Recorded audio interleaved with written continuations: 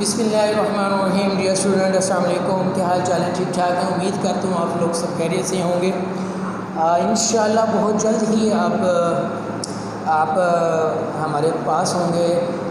इंशाल्लाह बहुत जल्द स्कूल ओपन हो जाएंगे और फिर हम बैठ कर एक दूसरे के सामने पढ़ेंगे, टेस्ट लेंगे और इंशाल्लाह अपनी ज़िंदगी के सफ़र को मज़ीद आगे बढ़ाएंगे। अच्छा, इससे पहले आप लेक्चर नंबर आज हमने जो स्टार्ट करना है वो है 16 फिज़िक्स क्लास 9th क्लास और चैप्टर नंबर हम 7 डिस्कस कर रहे हैं। और उसमें हमने इससे पहले जो डिस्कस किया था लास्ट लेक्चर में, हमने चैप्टर के स्टार्ट से स्टार्ट किया था कि kinetic molecular model of matters क्या हैं, फिर हमने उसके सब टाइप्स को डिस्कस किया और फिर हमने डेंसिटी के बारे में डिस्कस किया। ठीक है, आज जो हम डिस्कस करेंगे वो है प्रेशर के बारे में हम डिस्कस करेंगे। आप इससे पहले की क्लासेस में प्रेशर के बारे में अच्छी तरह पढ़ चुके हुए हैं, लेकिन आज हम इसको थोड़ा सा डिटेल देखेंगे और फिर इसका एक फार्मूला है वो देखेंगे और देन फिर हम कुछ न्यूमेरिकल पोर्शन है एसोसिएट विद द डेंसिटी जो कि लास्ट टॉपिक में हमने किया था, आज हम वो डिस्कस करेंगे। तो जी प्रेशर क्या चीज़ है? प्रेशर क्या है जी? वो कहते हैं कि जब आप प्रेस करते हैं किसी भी पेंसिल को, अब आप एक पेंसिल ले लें, let's suppose this one is a pencil, let's suppose के, लेकिन उसका ये होता है कि एक टिप जो है वो शार्प होती है और दूसरा एंड जो है वो ब्लंट होता है। तो कहते हैं कि अगर आप उसको अपने पाम्स के दरमियान में रखते हैं और आप क्या करते हैं, अपने दोनों हाथों से उसको प्रेस करते हैं, क्या करते हैं? प्रेस करते हैं। तो उसके नतीजे में क्या होता है कि आपको इस साइड पर तो कुछ ज़्यादा फील नहीं होता पेन, लेकिन इस साइड पर, जिस साइड पर उसकी टिप होती है, तो उस साइड पर जो है आपको फील होता है पेन। इसका मतलब ये हुआ कि आप एक्सर्ट तो कर रहे हैं प्रेशर बोथ साइड से इक्वल, लेकिन एक साइड पर आपको उसका इफेक्ट ज़्यादा फील हो रहा है और दूसरे साइड पर नहीं हो रहा। तो एक ही चीज़ हमें ये नज़र आती है कि इस साइड पर जो उसका एरिया था वो कम था, सरफेस एरिया कह लें हम, और यहाँ पर जो आपके पास यानी क्रॉस सेक्शन एरिया कह लें, यहाँ पर जो आपके पास है वो क्या है? ज़्यादा है, जिसकी वजह से प्रेशर जो है वो आपकी जो है वो एक तरफ ज़्यादा इफेक्ट कर रहा है, दूसरी तरफ कम करेगी। ऐसा क्यों है, हम ये डिस्कस करें। वो कहते हैं press a pencil from its and between the palms, the palm pressing the tip feels much more pain than the palm pressing its blunt end। यही बात अभी हमने डिस्कस की। We can push a drawing pin into a wooden board by pressing it by our thumb। हम एक कोई भी thumb pin लेकर, वो आपने देखा होगा नोटिस बोर्ड को थंब पिन के साथ हम आपके कुछ नोटिस जो है वो लगाते हैं, डेट शीट्स होती हैं, शेड्यूल होते हैं आपके, लेकिन आपने देखा उसमें हम थंब पिन को अप्लाई करते हैं अपने थंब पिन मदद से, तो वह ईजिली जो है वो अंदर चला जाता है, क्योंकि उसकी एक साइड पर क्या होती है, ऊपर कैप होती है और दूसरी साइड पर क्या होती है, टिप होती है। तो जैसे हम हल्की सी फोर्स लगाते हैं तो वो क्या होता है, वो थंब पिन जो है वो बोर्ड के अंदर चली जाती है। It is because the force we apply on a drawing pin is confined just at a very small area under its sharp tip। So a drawing pin with a blunt tip would be very difficult to push into the board due to the large area of its tip। In this example we find that the effectiveness of small force is increased if the effective area of the force is reduced। तो हमें जो इस चीज़ में feel हुआ वो यही हुआ कि इफेक्टिवनेस जो है किसी भी स्मॉल फोर्स की जो है वो इंक्रीज़ कर देती है अगर वो एरिया जो है क्या हो बहुत ज़्यादा स्मॉल हो। ठीक है, the area of the tip of the pencil और that of the nail is very small and hence increase the effectiveness of the force. अगर आप नेल में देखें तो हम अगर उसको हैमर की मदद से करते हैं तो नेल के आगे भी जो है वो टिप क्या होती है, वो बिल्कुल बारीक सी होती है, यानी कि उसका जो एरिया होता है वो बहुत ज़्यादा स्मॉल होता है, जिसकी वजह से जो इफेक्टिव फोर्स है वो क्या कर देती है, इंक्रीज़ कर देती है। इसी केस में आप उलट कर लें कि आप कील को, नेल को इस तरह लगाने की बजाय इस तरह लगाएंगे तो अब आप ये देखेंगे कि वो क्योंकि एरिया अब ज़्यादा हो गया तो लिहाजा इफेक्टिव फोर्स जो है वो क्या हो जाएगी, कम हो जाएगी। तो इसका मतलब ये हुआ the quantity that depends upon the force and increase decrease in the area on which force is acting is called pressure. तो ये जो सारी टर्मिनोलॉजी है ये हम इसको क्या कहते हैं, प्रेशर कहते हैं, यानी force acting normally per unit area on the surface of a body is called pressure. यानी कि जो प्रेशर होता है वो बराबर होता है आपके पास फोर्स ओवर एरिया के बराबर। ठीक है, लेकिन इसमें एरिया कौन सा होता है आपके पास, इसमें होता है क्रॉस सेक्शनल एरिया होता है, ये बात ज़हन में रखिएगा। और प्रेशर आपको पता है कि स्केलर क्वांटिटी है, ऐसे यूनिट जो है वो प्रेशर के क्या है, फोर्स के यूनिट होते हैं न्यूटन और इसके होते हैं मीटर स्क्वायर, फिर न्यूटन पर मीटर स्क्वायर, या फिर हम इसको क्या कहते हैं बेटा, पास्कल भी कहते हैं। तो द एरिया जो है the force acting normally per unit area on the surface of a body is called pressure, और फिर प्रेशर जो है आपका फोर्स पर यूनिट एरिया हो जाता है। ठीक हो गया जी? ओके, अब आप ओपन करें जी अपने न्यूमेरिकल्स कैलकुलेटर ले लें, रफ रजिस्टर आपके पास होना चाहिए, साथ साथ मैं डिस्कस करूँगा, आपने साथ साथ उसको करना है।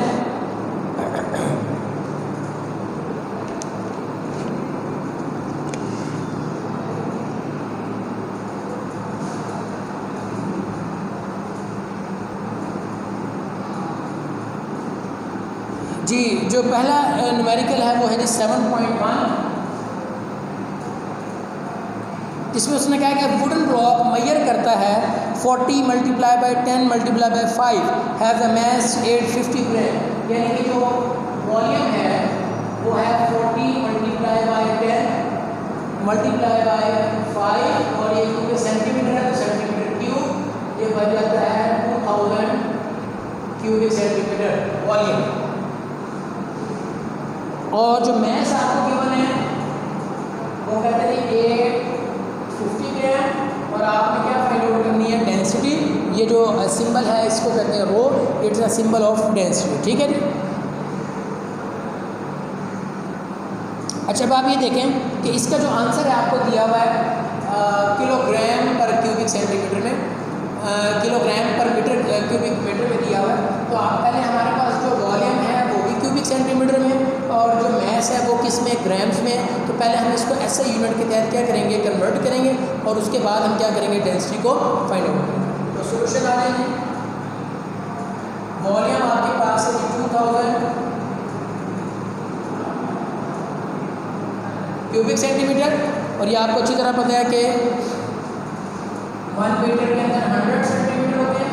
क्यूब लेंगे तो इसका भी क्यूब होगा और इसका भी क्यूब होगा, ये इससे कैंसिल हो जाएगा, तो ये बनेगा ये 2000 मल्टीप्लाई 10⁻⁻6, ठीक है।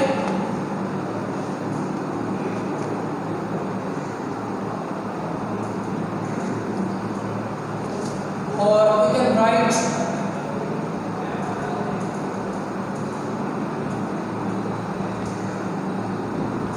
ठीक है, ओके। और जो हमारे पास मैस है वो है 850 ग्राम। अगर पता है कि 1 kg कंटेन 1000 ग्राम, 0.85 किलोग्राम। अभी तक हमने सिर्फ क्या किया है, मैस एंड वॉल्यूम के जो यूनिट्स हैं उनको हमने किसी एक जगह पर इकट्ठा कर दिया, ठीक है जी। अब हमने क्या फाइंड आउट करना है, हमने तो जस्ट फाइंड आउट करनी है डेंसिटी। तो डेंसिटी का आपको पता है कि जी क्या फार्मूला होता है जी बिल्कुल, डेंसिटी इज इक्वल टू होता है मैस ओवर वॉल्यूम। हम वैल्यूज को पुट करेंगे तो हमारे पास जो आंसर आएगा वो आएगा 425 किलोग्राम पर क्यूबिक। एक बार मैं रिवाइज करता हूँ कि आपके पास वॉल्यूम दिया हुआ था 3 मेजरमेंट्स, सेंटीमीटर में क्यूबिक सेंटीमीटर हो गए, और मैस दिया हुआ था ग्राम के अंदर। जो वॉल्यूम है उसको आपने पहले क्यूबिक सेंटीमीटर से क्यूबिक मीटर में कन्वर्ट कर लिया, और जो मैस है आपके पास वो ग्राम से किस में आ गया, किलोग्राम में आ गया। Density equal to mass divided volume, you will put and will get the answer 425 kilogram पर क्यूबिक मीटर, ठीक है जी। अब next numerical,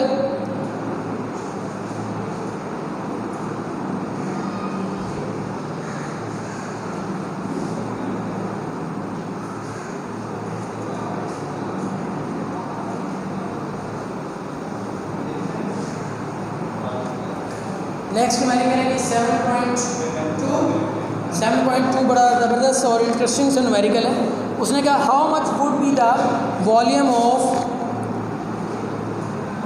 ice found by freezing 1 litre of water. वो कहता है कि अगर हम 1 लीटर वाटर को हम फ्रीज करें तो हमें कितना वॉल्यूम मिलेगा आइस का, ठीक है। तो ये हमारा क्वेश्चन है, गिवन है हमारे पास वॉल्यूम ऑफ वाटर जो कि कितना है 1 लीटर है, और हमने वॉल्यूम ऑफ आइस जो है वो क्या करना है एक्सप्लेनेशन जो है वो यही है कि मैस जो है वो कभी भी चेंज नहीं होता, वो एक फॉर्म से दूसरे फॉर्म में क्या हो जाता है, कन्वर्ट हो जाता है। अगर mass never change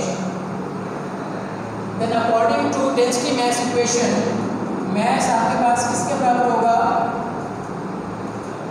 density multiply by volume के। ठीक है, चाहे वो मैस वाटर का हो और जब वो वाटर जो है वो कन्वर्ट हो जाएगी आइस के अंदर, तो उसका जो मैस है वो वही रहेगा, सिर्फ जो चेंज आता है वो डेंसिटी एंड वॉल्यूम के साथ होता है। ठीक है, तो इसका मतलब ये हुआ अगर मैस चेंज नहीं होता तो इसका मतलब ये हुआ कि density and volume of water is equal to density of volume of ice, दोनों इक्वल होंगे। तो आप यहाँ पर ये कह सकते हैं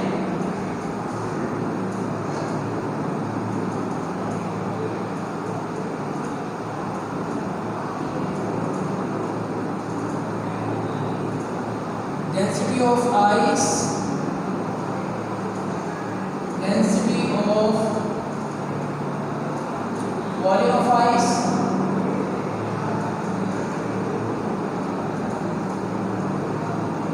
is equal to density of water multiplied by volume of water। और अगर इसको हम सिंबॉलिक फॉर्म में थोड़ा सा लिखना चाहें तो हमारे पास I for ice is equal to water volume of water. ये क्वेश्चन कहाँ से आई, हमने पढ़ा था कि density is equal to mass over volume, तो हम उसी पानी को आइस में कन्वर्ट कर रहे हैं, मैस तो हमने कोई ऐड नहीं किया, सब्ट्रैक्ट नहीं किया। तो मैस वाटर जो है वो लिक्विड फॉर्म से जस्ट फ्रीज हो रहा है, अपनी फॉर्म चेंज कर रहा है, अपनी स्टेट चेंज कर रहा है, मैस चेंज नहीं हो रहा। तो हम इसका मतलब है मैस में किसके इक्वल आएगा, मैस निकालेंगे डेंसिटी एंड वॉल्यूम के इक्वल आएगा। अब क्योंकि मैस चेंज नहीं होता तो भाई density into volume of ice should be equal to density of volume of water. तो अब हमने क्या निकालना है, हमारे पास जो गिवन है हमने निकालना है कि volume of ice V I निकालना है। तो वी आई आप इधर रहने दें, is equal to density of water, volume of water and density of ice. Okay, तो फिर V I is equal to density of water जो है वो अंडरस्टूड है, ये याद रखिएगा, आपको याद रखना चाहिए। वो कितनी होती है, 1000। तो गिवन ना भी हो तो आपको याद रखना चाहिए 1000 किलोग्राम पर cubic metre. Volume of water कितना दिया हुआ है, आपको 1 लीटर दिया हुआ है। और डेंसिटी ऑफ आइस की मैंने आपको लास्ट लेक्चर में कहा है, वो टेबल अच्छी तरह याद कर लें, वो कितना है 920 होती है, वो भी किलोग्राम पर क्यूबिक मीटर के अंदर। तो इसको डिवाइड करेंगे 1.01। अब आप ये देखें कि यूनिट जो है वो इसके यूनिट है किलोग्राम पर क्यूबिक मीटर, इसके थे लीटर, और इसके यूनिट जो थे वो क्या है, क्योंकि ये नीचे है वो किलोग्राम पर क्यूबिक मीटर, ये इससे कैंसर तो लीटर बनता है। आपके पास जो है वॉल्यूम ऑफ जो आइस होगा वो क्या हो जाएगा 1.01 लीटर हो जाएगा। अब आप ये देखें कि वॉल्यूम ऑफ वाटर था 1 लीटर, जो पॉइंट्स यहाँ समझने का है, वॉल्यूम ऑफ वाटर था 1 लीटर, उसी को जब हमने फ्रीज किया तो जो आइस बनी उसको वॉल्यूम इंक्रीज कर गया 0.01 लीटर। तो 1.01 लीटर क्यों इंक्रीज कर गया, इसका मतलब ये हुआ क्योंकि मैस तो चेंज नहीं होता, तो फिर क्या चीज़ वेरी करती है, डेंसिटी एंड वॉल्यूम। अगर डेंसिटी ज़्यादा वॉल्यूम कम और वॉल्यूम ज़्यादा तो डेंसिटी कम। तो आइस की आप ये देखेंगे कि 920 एज कम्पेयर टू वाटर इसकी डेंसिटी कम है, तो डेफिनेटली इसका वॉल्यूम क्या हो जाएगा, ज़्यादा आ जाएगा। तो 920 आइस की डेंसिटी है, तो उसके फ्रीजिंग से जो वॉल्यूम निकलता है वो 1.01 लीटर। ठीक है, नोट कर लिया आपने।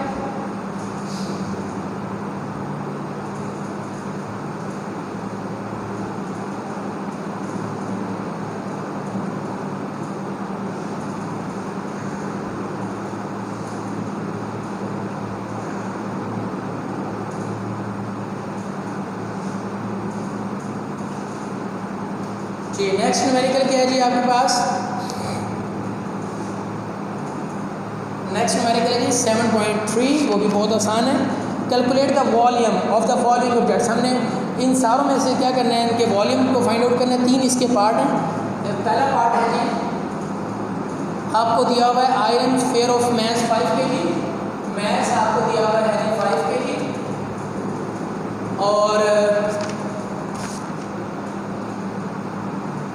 डेंसिटी ऑफ आयरन दी गई 8200 किलोग्राम पर क्यूबिक मीटर में। आपको क्या फाइंड आउट करना है? वॉल्यूम फाइंड आउट करना है। We know that density is equal to mass per volume and volume is equal to mass और डेंसिटी। वैल्यूज पुट करेंगे 5 डिवाइडेड बाय 8200 किलोग्राम पर क्यूबिक मीटर, ये कैंसिल हो जाएगा। डिवाइड करने के बाद जो आपके पास आंसर आएगा वो आएगा 6.1 10⁻⁻⁴।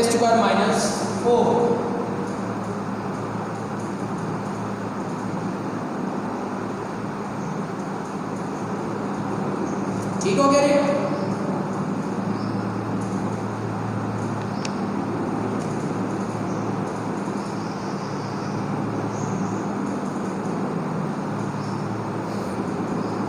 इसी का जो दूसरा न्यूमेरिकल है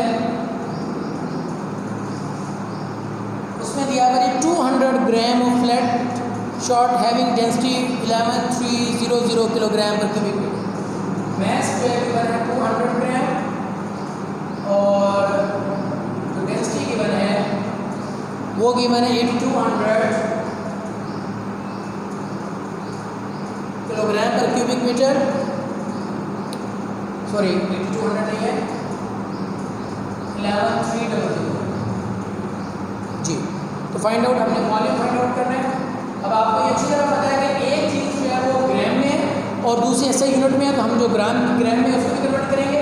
तो जो मैस है आपके पास 200 ग्राम, फर्स्ट आप इसको क्या करेंगे, कन्वर्ट करेंगे कि 1 kg को 10,000, ठीक है।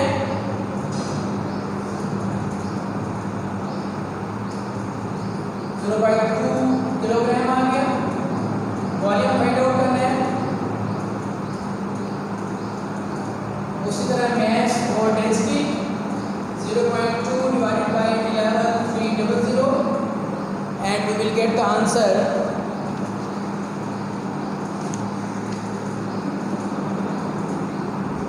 1.77 10⁻⁻⁵ क्यूबिक मीटर।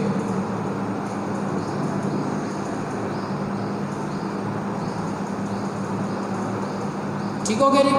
और इसका जो थर्ड पार्ट है वो आप खुद करेंगे। सिमिलरली एक मैस दिया हुआ है 0.2 और 19,300 किलोग्राम जो है उसकी डेंसिटी दी हुई गोल्ड की। जस्ट आपने डिवाइड करना है और आपके पास इसका आंसर आ जाएगा। तो आज की जो हमारी असाइनमेंट है उसमें हमने जो डिस्कस किया है प्रेशर के बारे में डिस्कस किया है, उसके यूनिट के बारे में डिस्कस किया, और हमने जो है वो 3 न्यूमेरिकल्स जो हैं वो कंप्लीट अच्छी तरीके से किए हैं। इन तीनों न्यूमेरिकल की आपने प्रैक्टिस भी करनी है और इसको नीट कर भी आपने मुझे डायरी को सेंड करना है, ठीक है। तो उम्मीद करता हूँ आज का लेक्चर आपको समझ आया होगा। नेक्स्ट लेक्चर में इंशाल्लाह हम नेक्स्ट टॉपिक से डिस्कस करेंगे। उस वक्त तक के लिए मुझे इजाज़त दीजिए। अल्लाह हाफ़िज़।